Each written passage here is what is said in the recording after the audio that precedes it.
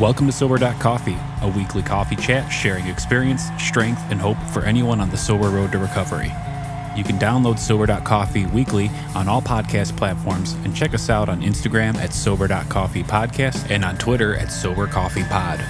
To learn more about us and to help support these sessions, visit online at Sober.Coffee. Here are your hosts, two guys on their own path to recovery, Mike and Glenn. Let's join them at the coffee shop.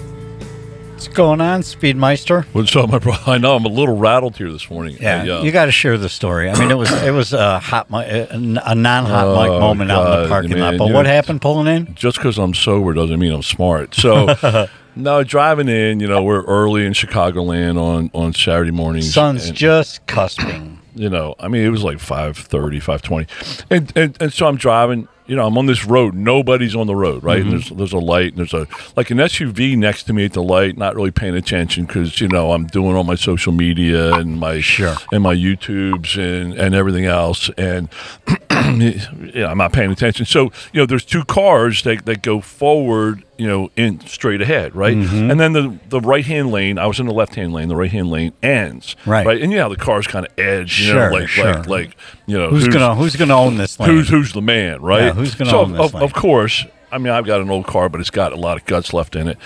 Of course, I don't lose, right? We're edging back and forth, and so I take off and I blow the guy off. Mm-hmm. Just as I start to blow the guy off, I realize that's a cop, and so I mean, of course, I won.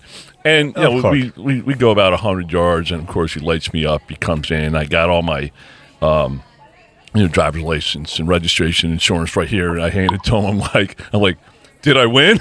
Did I win? And he just looks at me, shakes his head. He goes, "What are you doing? What are you doing? It's 5:15 in the morning, and you're speed racing me." I said, man, I just felt like trying to box out. He goes, "Do you realize I'm a cop?" I'm like, at some point I did, and then I'm like, you're trying to box me out. Like what are you doing, I'm dude? not going to lose. That's right. Like, I had the right of way, yeah. right? Oh, that's hysterical. And he goes, "What are you doing now?" I said, I'm going to head to my Sober podcast. Oh, you played the card. And I did. And he goes, he just looked at me, shook his head. He goes, "Go to your Sober podcast."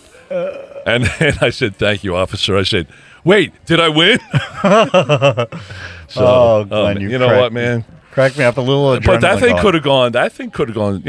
Handcuffs. Oh, sure. I mean, hey, I'm trying with to a bad attitude. I'm trying to get one over on a cop. Well, 11 years ago would have absolutely went handcuffs. Well, yeah, I would have been blitzed. Right.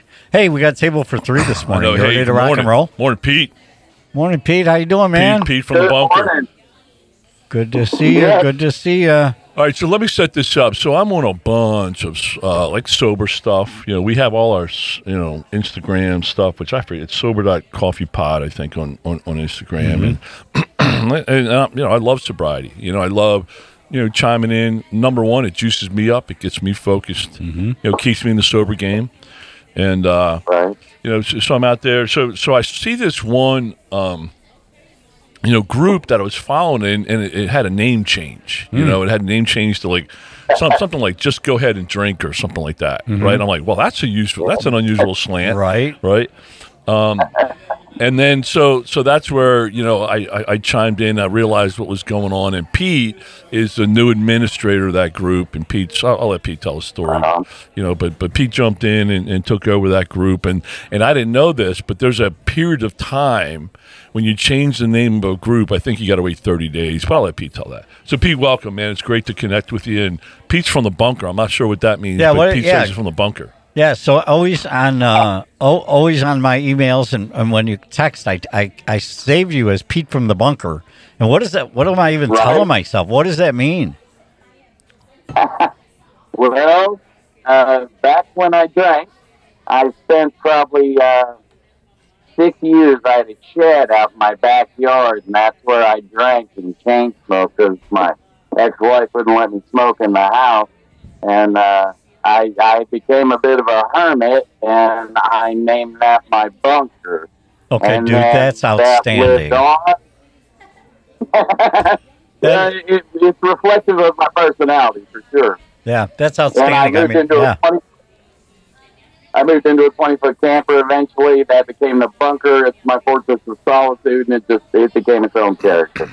I love it. I love it. A lot of guys have what do they call them? Guide dens or man caves or man caves, yeah. right? I lived in my man cave. There you go. I love it. I love it. So, Pete, how long of sobriety do you have? You have about 18, 19 months, right? Well, interesting. I just hit 16 months yesterday. Fantastic. Congrats. 16 months is great. So what's your, I don't know much about you, so we're just going to, we are absolutely pro sobriety on this show. AA has worked for Mikey and me, but we're totally pro sobriety. So what's your sober program? We like to share experience, strength, and hope, right? What happened? Strength. What did we do in the gym to get on the sober path for 16 months?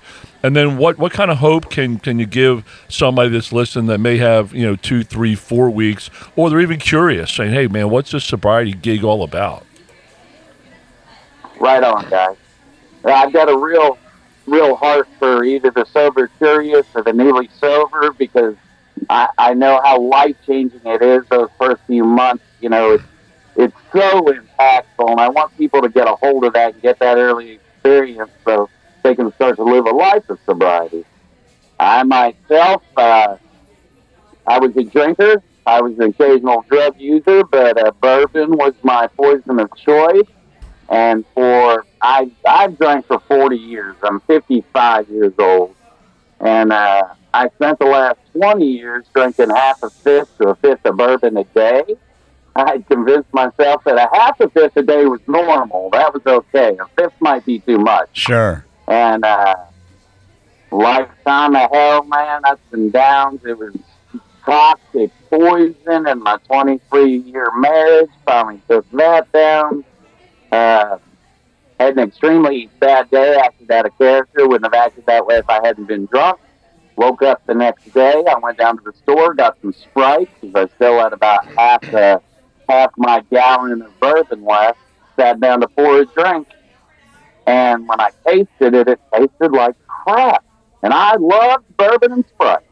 And it just didn't taste right. And I thought, it made me pause just long enough to think, what the hell am I doing to myself? Right. What am I doing to others?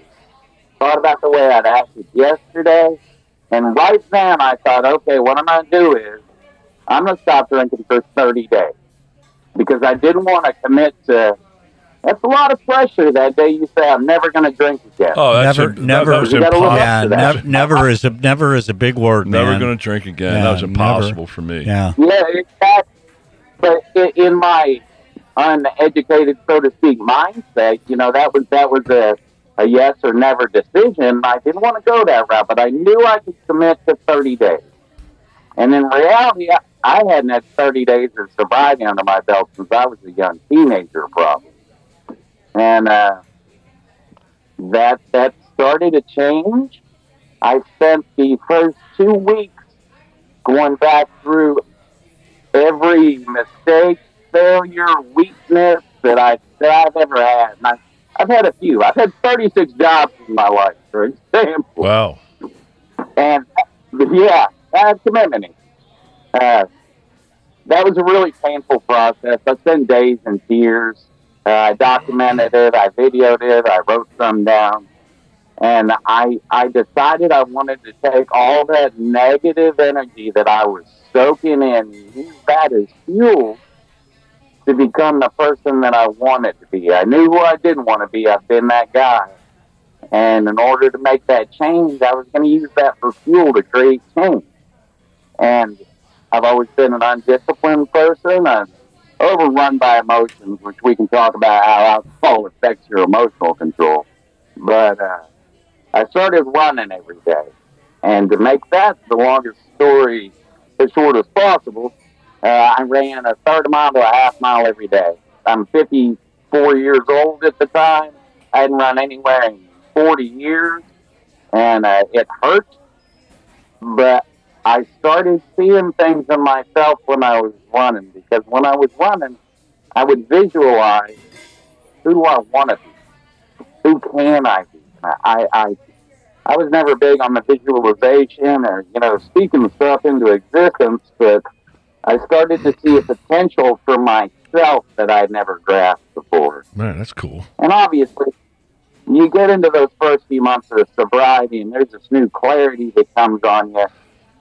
Suddenly, your thinking has patterns that continue the next day instead of ending at the end of your 4-hour drinking binge when you pass out.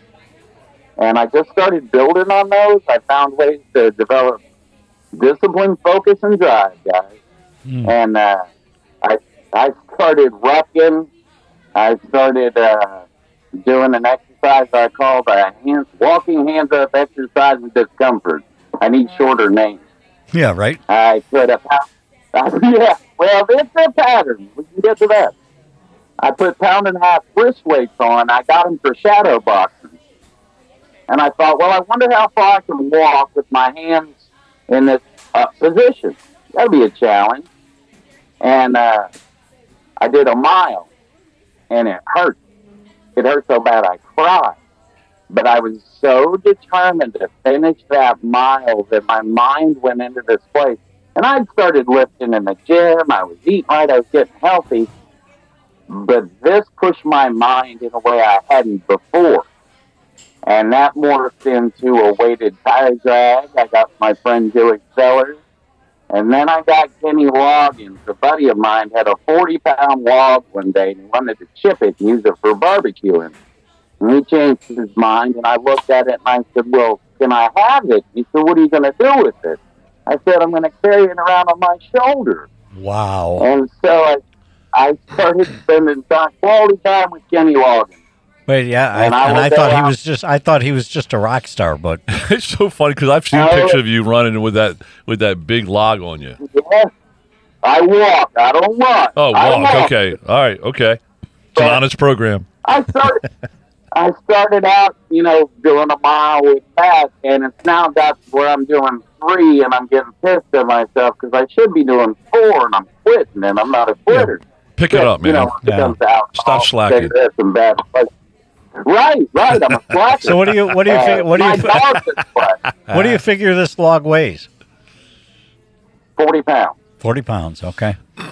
So as soon as you talk about that, as soon as you talk about carrying a 40-pound weight, I think of the weight we carried. The 40 pounds of emotional bullshit that I used to carry on my shoulders. Right. Exactly. Hey, brother. Hey, yes, amen. And through sobriety and through AA, the tools of AA, it's a real opportunity to unload that bullshit, Mm-hmm. And so as I'm working to unload the bullshit, Pete's putting it on his shoulders. He's feeling the pain. I love it.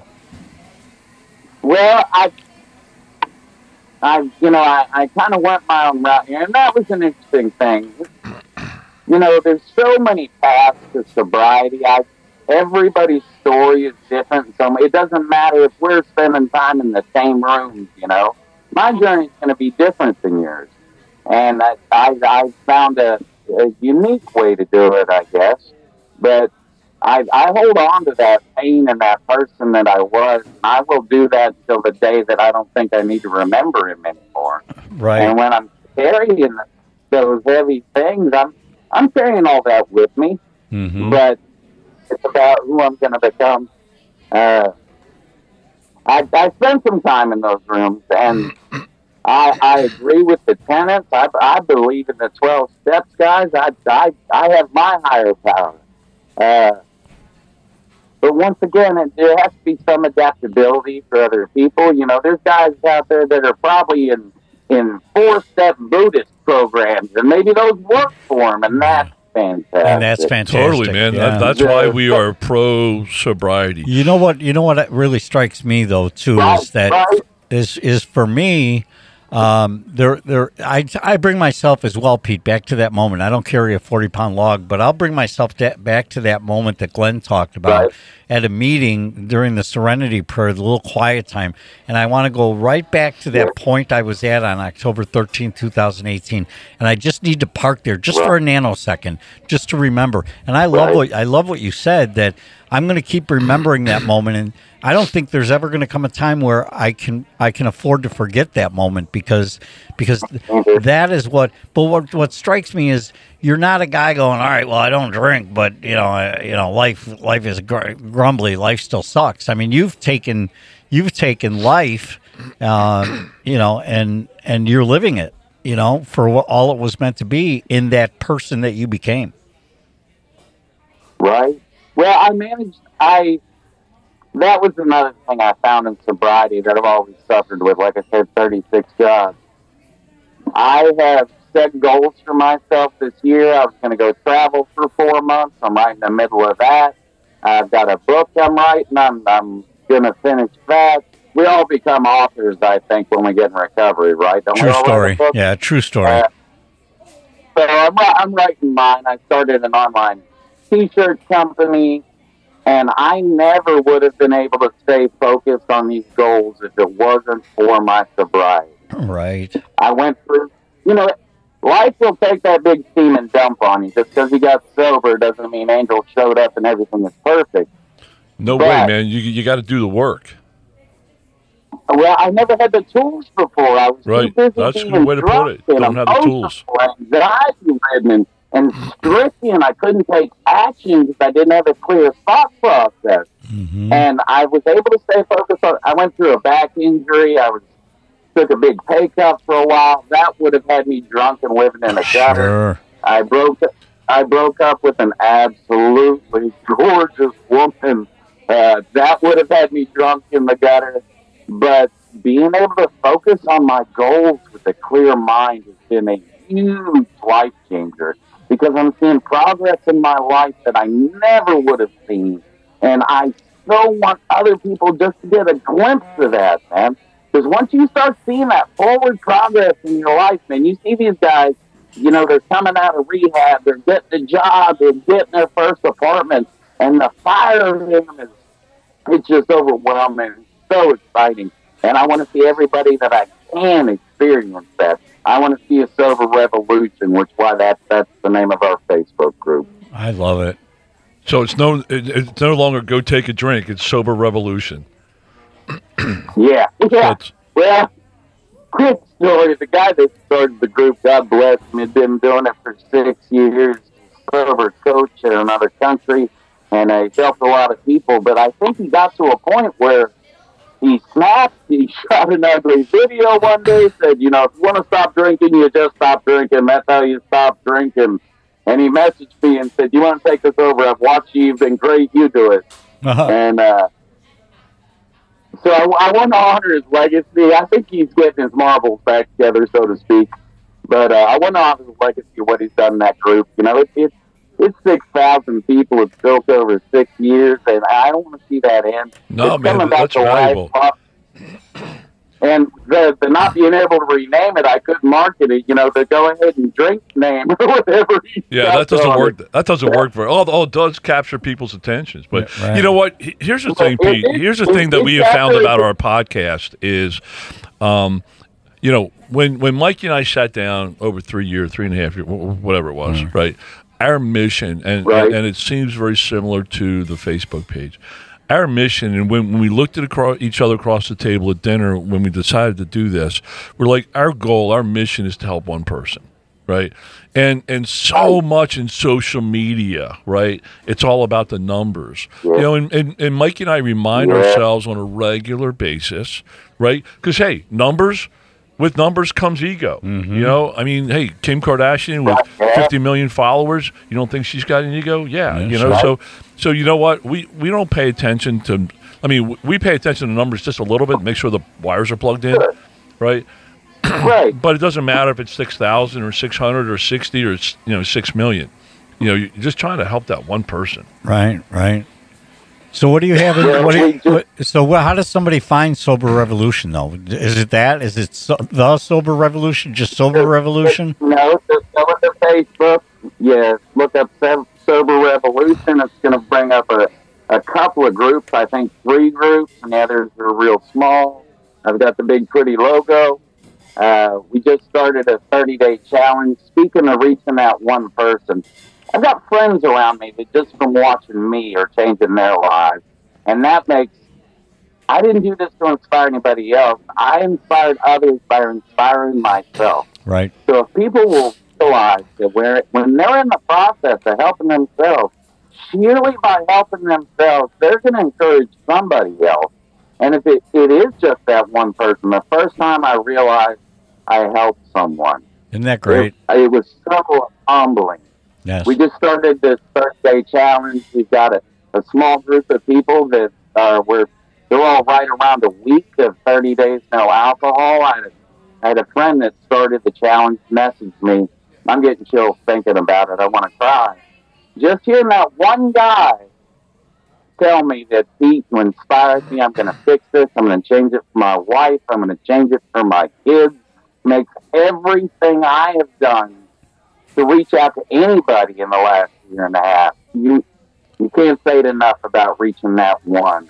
I reached 5 million people on Facebook last month. I'm kind of crushing it there.